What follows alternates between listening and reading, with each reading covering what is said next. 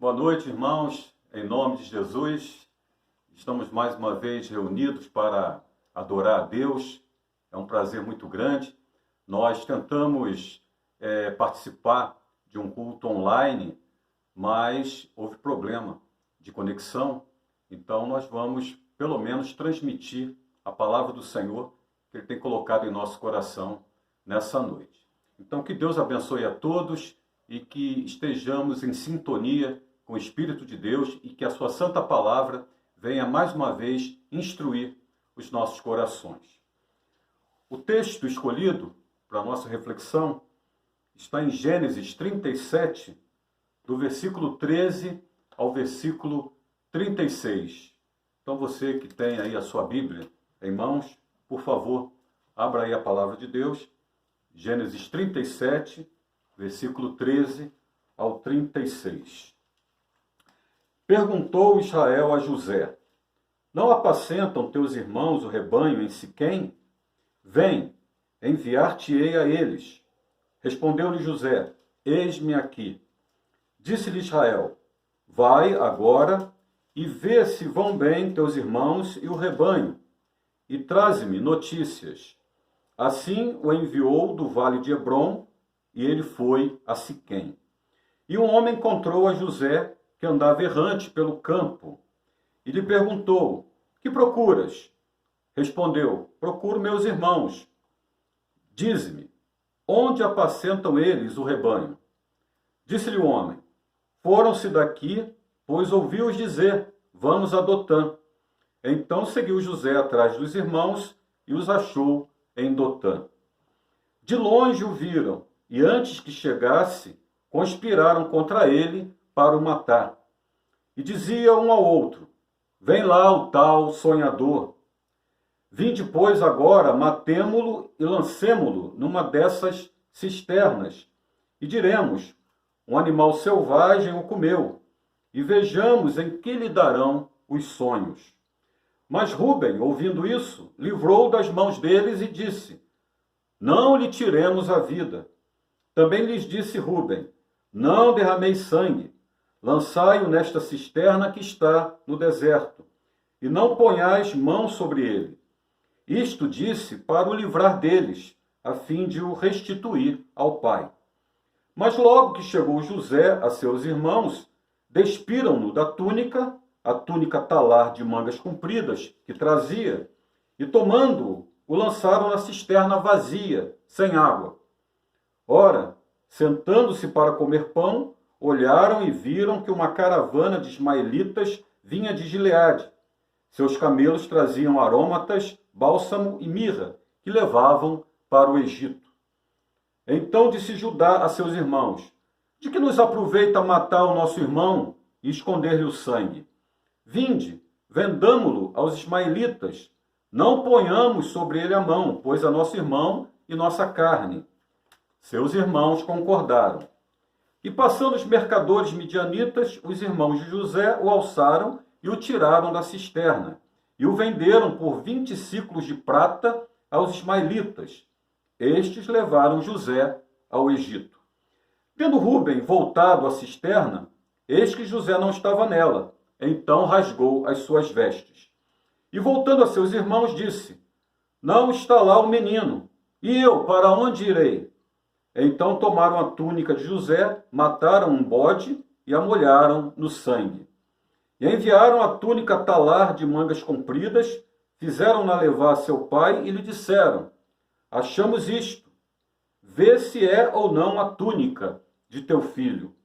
Ele a reconheceu e disse: É a túnica de meu filho. Um animal selvagem o terá comido. Certamente José foi despedaçado. Então Jacó rasgou as suas vestes e se cingiu de pano de saco, e lamentou o filho por muitos dias. Levantaram-se todos os seus filhos e todas as suas filhas para o consolarem. Ele, porém, recusou ser consolado e disse: Chorando descerei a meu filho até a sepultura. E de fato o chorou seu pai. Entre mentes, os midianitas venderam José no Egito a Potifar, oficial de Faraó, comandante da guarda. Irmãos, nessa manhã eu dei um estudo sobre a doutrina do pecado. O pecado é terrível. O pecado, ele é inclemente. O pecado faz estrago na vida de uma pessoa, assim como fez um estrago na humanidade. O pecado original causou todos os males que nós conhecemos hoje. Todas as tragédias que nós conhecemos hoje são fruto do pecado, inclusive a morte. A Bíblia fala que o salário do pecado é a morte. A morte existe como prova de que existe o pecado. Se não houvesse pecado, não haveria o mal. Se não houvesse pecado, não haveria tragédia. Se não houvesse pecado, não haveria doença nem mortes. Então, o pecado, a doutrina do pecado é fundamental na vida da igreja, porque nós não podemos brincar com o pecado. Em Gálatas 6, versículo 7, fala: não vos enganeis, de Deus não se zomba, aquilo que o homem semear, escolherá. Então, quando semeamos pecados e mais pecados, nós vamos colher consequências terríveis do pecado. E nós vemos aqui o que aconteceu na vida de José, o pecado dos seus irmãos. E o pecado, ele provoca muitas coisas terríveis. Eu quero citar aqui 4 coisas que o pecado provoca e que ocorreu aqui nessa história que nós acabamos de ler. Primeiro, o pecado, ele provoca uma falsa justificativa, ou uma justificativa esdrúxula. Qual era a justificativa dos irmãos de José para fazer o que fizeram? Ah, José é um sonhador, vamos acabar com ele quer ser superior a nós, ele fica contando esses sonhos sempre com esse ar de soberba, querendo se colocar acima de todos nós, inclusive acima de nossos pais. Olha a justificativa que eles arrumaram para matar José. Que José era um sonhador e que os sonhos de José eram sempre para colocá-lo acima dos seus irmãos. Então, uma justificativa esdrúxula, uma falsa justificativa. Esse é o primeiro ponto que nos mostra o que o pecado provoca. Em segundo lugar, o pecado provoca insensibilidade. Vejam, aqueles irmãos estavam tão cheios de pecado no coração, a alma deles estava tão encharcada de pecado, que eles ficaram insensíveis. Para resolver o problema, vamos matar José, vamos matar ele, vamos matá-lo e jogar numa cisterna dessas aí. Olha a insensibilidade, olha a que ponto o pecado leva uma pessoa a ficar insensível. Então eles estavam tão insensíveis que o ato de matar José e abandonar numa cisterna se tornou comum, se tornou algo banal. Então é a segunda coisa que o pecado provoca, a insensibilidade. Terceiro lugar, o que o pecado provoca? A racionalização. Vejam, eles começaram a raciocinar, a ter imaginações de suas próprias mentes para encontrar a solução. Ah, vamos vendê-lo então. Porque houve uma intercessão ali de Rúben, então eles tiveram uma outra ideia. Vamos vendê-lo a essa caravana de ismaelitas e, além de vendê-lo, além da gente se livrar dele, ainda vamos ter lucro. Ainda vamos ganhar um dinheirinho em cima disso. Racionalização. Eles conheciam a lei de Deus. Eles conheciam Deus. Toda a família conhecia Deus e o que Deus desejava para o homem, o que era certo, o que era errado. E eles sabiam que não era lícito matar. O que dirá matar um irmão? Mas eles começaram a racionalizar. Então, o pecado provoca isso também. Racionalização. Não diante de Deus, não de acordo com a palavra de Deus, mas de acordo com o próprio entendimento do homem. E em quarto lugar, o que o pecado provoca? Hipocrisia. Hipocrisia. Veja que no final, depois que eles venderam José para os ismaelitas, o que eles fizeram? Mataram um bode e com aquele sangue eles encharcaram a roupa de José com aquele sangue e fizeram teatro lá diante do pai, né? Uma mentira, uma falsidade, uma hipocrisia, fizeram lá uma cena, uma teatralização para que o pai acreditasse que José tinha sido devorado por algum animal, para que eles pudessem ter uma resposta da ausência de José, por que José não estava com eles. Então a hipocrisia e a mentira. Irmãos, isso serve para nós também. Isso serve para nós. Eu acabei de falar que o pecado ele é terrível, ele é danoso. Tudo quanto há de desgraça no mundo, tudo que há de ruim, de tragédia, a causa é o pecado. E não tem jeito. Então, essas 4 coisas que o pecado provoca e provocou lá na vida dos irmãos de José, essas 4 coisas acontecem também na vida de qualquer pessoa. E até mesmo na vida de um cristão, na vida de um crente. Nós vimos aqui a primeira coisa que o pecado provoca é uma justificativa esdrúxula, uma falsa justificativa. Quantas pessoas que preferem viver no pecado, né, conhecem até a palavra, preferem viver no pecado, aí o que dizem? Olha a justificativa. Ah, todo mundo faz. Ah, hoje em dia isso é comum. Ah, que radicalismo, não precisa ser tão radical. Ah, então começam a usar justificativas que não convencem a Deus. Não convencem nem a eles mesmos. Eles tentam se enganar, mas sabem que não é verdade, é uma falsa justificativa. Ah, todo mundo age assim. Ah, isso é comum hoje em dia. Ah, esse negócio de pecado mudou, não é assim não, calma aí. Vamos pegar mais leve. Para que sermos tão radicais? Falsa justificativa. Ah, então a primeira coisa que o pecado provoca. Em segundo lugar, insensibilidade. Ah, a pessoa ela vai vivendo no pecado continuamente, né? É um pecador contumaz, e ele começa a fazer aquilo com tanta frequência que começa a ficar insensível. Aquilo já não o acusa mais, não sente arrependimento, não sente nem remorso, passa a não sentir nem remorso, fica com a sua mente, com o seu coração anestesiado. O pecado tem essa capacidade, esse poder de fazer a pessoa ficar insensível ao pecado. Isso é muito triste. Aconteceu com os irmãos de José e acontece com cada pessoa, e acontece com crentes também. Se a pessoa se arrepende logo, Deus corrige, Deus conserta. Mas se a pessoa não se arrepende e aquilo se torna um hábito, ela acaba ficando insensível. E em terceiro lugar, racionalização. O pecado provoca racionalização.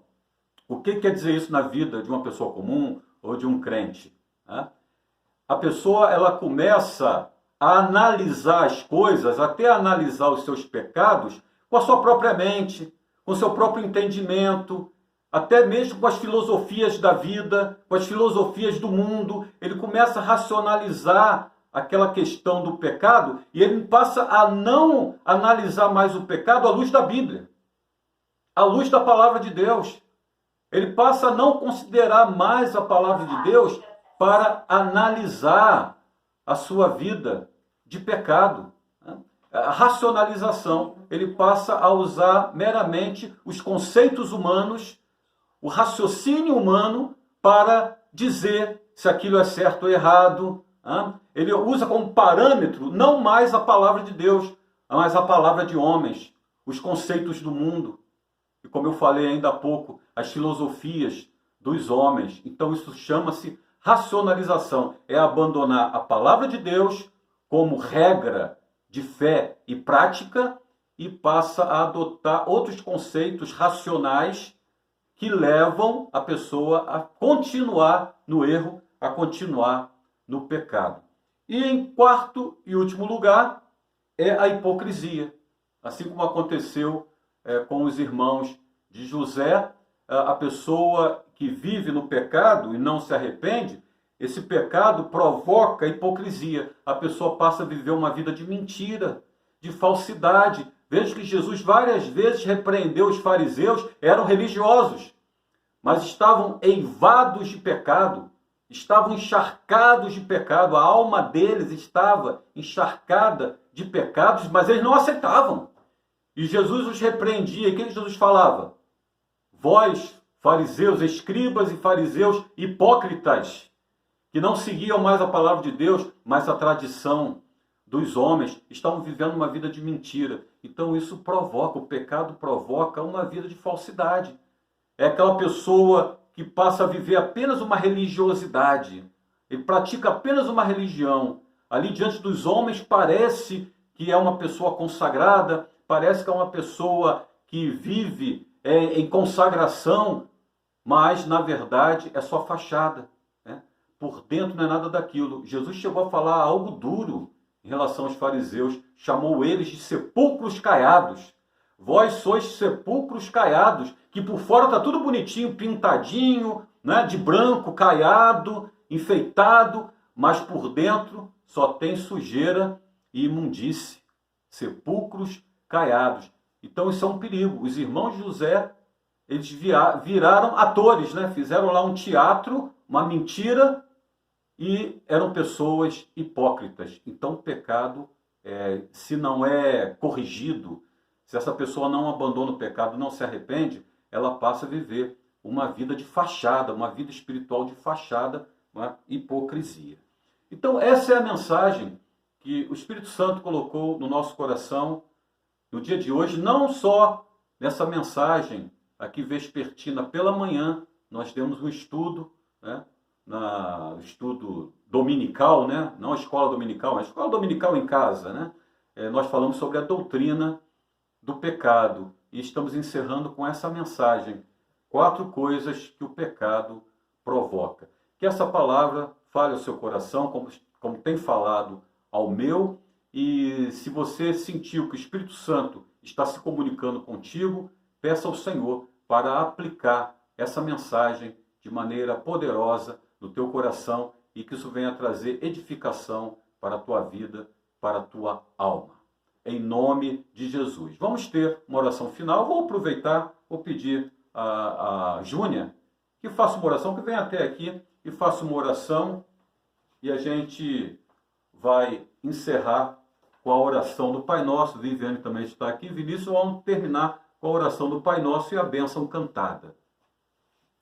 Senhor Deus, eterno Pai, nós te agradecemos por esses momentos que tivemos aqui, Amém. Ouvindo a Tua palavra, Senhor Deus, vendo, Senhor Deus, as consequências do pecado que pode acontecer em nossas vidas. Por isso, Senhor Deus, nós te suplicamos que Tu venhas nos dar sabedoria, Senhor Deus, no nosso caminhar diário, para que possamos, Senhor Deus, ter a Tua orientação e que nós não venhamos, Senhor Deus, nos iludir com as situações que ocorrem, que possamos agir, Senhor Deus, segundo o curso desse mundo, mas que possamos sempre buscar em Ti, buscar na Tua palavra a orientação para tudo o que precisamos fazer e realizar.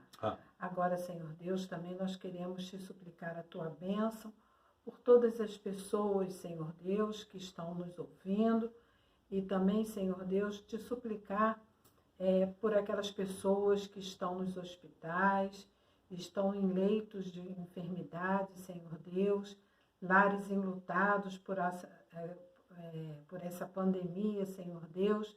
Nós Te suplicamos que o Teu Santo Espírito possa estar, Senhor Deus, falando aos corações entristecidos nesse momento, reanimando, Senhor Deus, aqueles que estão com seus corações tristes. Nós Te agradecemos por tudo, por essa oportunidade que estamos tendo e Te suplicamos, Senhor Deus, que possamos viver essa semana na Tua presença. Oramos agradecidos, oramos em nome de Jesus. Amém. Amém. Pai nosso que estais nos céus, santificado seja o Teu nome, venha o Teu reino, seja feita a Tua vontade, assim na terra como no céu. O pão nosso de cada dia nos dai hoje. Perdoe as nossas dívidas, assim como nós perdoamos aos nossos devedores. Não nos deixes cair em tentação, mas livra-nos do mal, pois Teu é o reino, o poder e a glória para sempre. Amém. Que a graça do Senhor Jesus e o amor de Deus